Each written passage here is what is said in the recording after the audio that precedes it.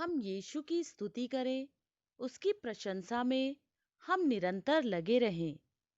मेरी वार्ड, मैं आप सभी को एक ऐसे व्यक्ति के बारे में बताना चाहती हूँ जिसने प्रभु यीशु के प्रत्येक शब्द पर विश्वास किया और अपने लिए यीशु से कीमती उपहार प्राप्त किया। आदरणीय मेरी वार्ड का जन्म एक बहुत ही अमीर और आदर्श परिवार में हुआ था। जल्दी ही उन्हें यह एहसास हुआ कि यह संसार क्षणभंगुर है। अपने दृढ़ विश्वास से अपने उद्देश्यों को पाने के लिए वह आगे ही बढ़ती गई। प्यारे युवाजनों, आइए हम एक महान व्यक्तित्व का अनुग्रहण करें जिन्होंने हमेशा आत्मिक चीजों की खोज की। संत कार्लो एक्टिस एक ऐसा आधुनिक चेहरा है जो युवा हमारे समय के ही संत हैं। आप एक कंप्यूटर के ज्ञाता और 15 साल की उम्र से ही मिशनरी के नाम से जाने जाते हैं। अद्भुत था कि वह 15 साल की युवा अवस्था में ही संत बनने की ओर अग्रसर हुए। उन्होंने सांसारिक सभी सुख सुविधाओं का अनुभव किया, किंतु वह हमेशा प्रभु प्रेम में जुड़े रहे। जिस प्रकार आदरणीय मदर मेरी वॉर्ड के जीवन में पहला व अंतिम शब्द बस यीशु ही था। उन्होंने अपने मूल्यों को हासिल करने के लिए अनेक कष्टों का सामना किया, फिर भी वह कभी विचलित नहीं हुई। तो आइए हम उनकी जीवनी को सुने और अपने अंतःकरण को टटोलें और पूछें कि क्या हम उन्हीं की भांति अनेक कष्टों को ग्रहण करते हुए ईश्वरी राज्य को दूसरों तक पहुंचा सकते हैं या नहीं। हम हर पल ये सोचें कि ये ही उचित समय है और स्वीकार करें कि हम अपने आप को ईश्वरी राज्य के लिए समर्पित करने योग्य हैं। अपने अंतर मन में यीशु की मधुर आवाज को सुने जो हमेशा हमसे कहती है, मेरा अनुसरण करो, मेरे मार्ग पर चलो। मेरी वार्ड एक अग्रदूत। मेरी वार्ड एक ऐसा उदाहरण है जो हमेशा से ईश्वर और कलीसिया के प्रति वफादार होने का मार्ग दिखाती है। मेरी वार्ड का जन्म इंग्लैंड में 1585 में एक कैथलिक परिवार में हुआ था। उनका परिवार राजनैतिक और धार्मिकता में बहुत बुरी तरह से फंसा हुआ था।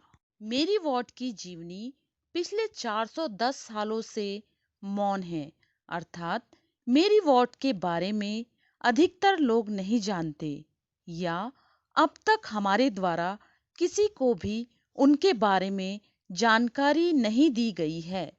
मेरी वार्ड ने महिलाओं के उत्थान के लिए विशेष भूमिका निभाई, जिसको कलीसिया के धर्म नेताओं द्वारा स्वीकार नहीं किया गया। सन 1909 तक मेरी वार्ड को चर्च द्वारा कोई आश्वासन प्राप्त नहीं हुआ। सन 1909 के बाद चर्च ने मेरी वार्ड और उनकी धर्म बहनों को अपनी संस्था यीशु समाज की संस्थापिका बनने की अनुमति दी।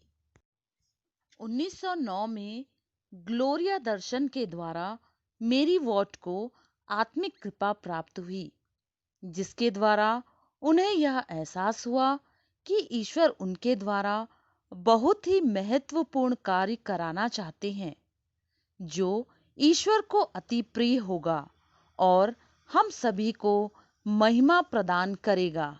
किंतु मेरी वार्ड को यह ज्ञात नहीं था कि वह यह कार्य कैसे सफलतापूर्वक संपन्न कर पाएंगी। मेरी वार्ड का इकलौता सहारा प्रार्थनामय जीवन, ईश्वर के प्रति प्रेम और विश्वास था। उनके लिए ईश्वर माता पिता, मित्रों और सबसे बढ़कर थे। मेरी वार्ड ने अपनी धर्म बहनों के साथ अपनी यात्रा 609 से शुरू की थी। आज भी 410 सालों से मेरी वार्ड के उद्देश्यों से प्रेरणा पाकर अपनी निस्वार्थ सेवा कई बड़े शहरों, गांवों स्कूलों, विद्यालयों, पल्ली, न्यायालयों, आराधना भवनों तथा समाज और पूरे देश तक पहुंचा रही हैं। मेरी वार्ड को यह पता था कि महिलाओं को अत्यधिक साहस और मनोबल की आवश्यकता होगी यदि वह इस राह पर चलना चाहती हैं तो। मेरी वार्ड की यीशु समाज में शामिल होने की ऐसी कोई तीव्र इच्छा नहीं थी। वह यीशु समाज तो स्वीकार करना चाहती थी, किंतु किसी के अधीन रहकर वह काम नहीं करना चाहती थी। मेरी वार्ड एक ऐसे जीवन को जीना चाहती थी जो स्वतंत्रता से भरा हुआ हो, जो उन्हें सांसारिक वस्तुओं और मोह माया से दूर रखकर आत्मिक जीवन की ओर एकाग्रित कर सके। उनका मानना था कि पवित्रता और धार्मिकता सिक्के के दो पहलू हैं। इसलिए मेरी वार्ड ने अपने जीवन में आई हुई सभी बाधाओं को ईश्वर की इच्छा मानकर स्वीकार किया। उनका मानना था कि ये सभी विपदाएं उन्हें मृत्यु से जीवन की ओर ले जाती हैं। मेरी वार्ड जिस प्रकार की संस्था को स्थापित करना चाहती थी, वह कलीसिया के धर्मावलंबियों तथा नेताओं द्वारा स्वीकार नहीं था। लेकिन मेरी वार्ड रुकी नहीं, क्योंकि उनको यह ज्ञात था कि यह बुलाहट ईश्वर द्वारा उन्हें प्रदान की गई है। यीशु समाज का संविधान मेरी वार्ड की संस्था को बहुत मुश्किलों से प्राप्त हुआ।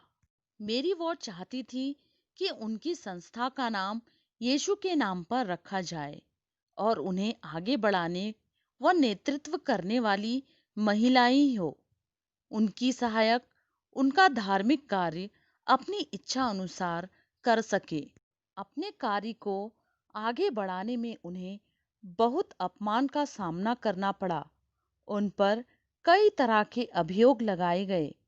कुछ लोगों का मानना था कि यह परंपराओं के खिलाफ है, महिलाएं इस कार्य के योग्य नहीं हैं, किंतु मेरी वार्ड ने अपना दृढ़ संकल्प नहीं छोड़ा।